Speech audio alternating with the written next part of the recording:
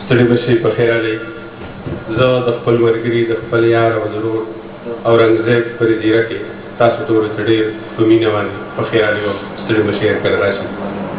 او ستاسو د ټولو ملګرو د طرفه د پښتونخوا نه زمونږ راغلی مېلمه کفایت شاه باچا ته په خیر علي وم. ستړي بشئ په خیر علي هرکله راشئ.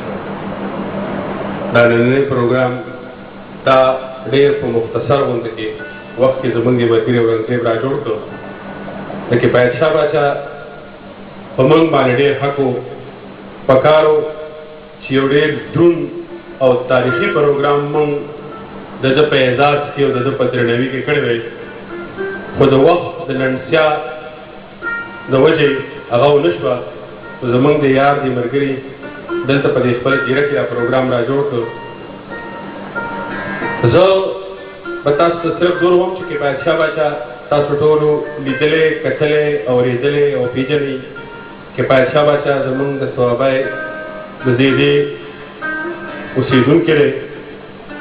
ډېر ښه فنکار دی، د غزل، د نظم، د سندرې ځان لی خپل انداز دی، خپل سټایل دی. پولیسي فنکار دی. دا زه ډېره په دعوې سره ویلی شم چې د تېرو 100 کالو راسې دا منګۍ او دا ستار او د پښتو حجرې او دا باسین غاړه په هغه باندې ودانه او په هغه باندې اباده ده. کفایت شاه باچا د ډېر نوې کورنۍ سره تعلق لري، د ډېر ښه خاندان سره تعلق دی. هسې هم چې دا زمونږ د پښتونولۍ په تاریخ کې یو لوی سنګر ثابت شوی دی. د تاریخ په هر پړاو کې که د پښتنو سیاست دی، که ادب دی او که د فن دنیا ده، ډېر نوموړي خلک یې پیدا کړي دي.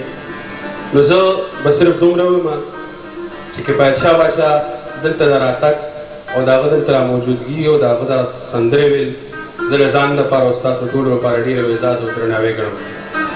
او په دې شعرونو به دا مایک کفایت شاه باچا له ورکړم چې ډله پره زیاته په هر لور د زورور وي.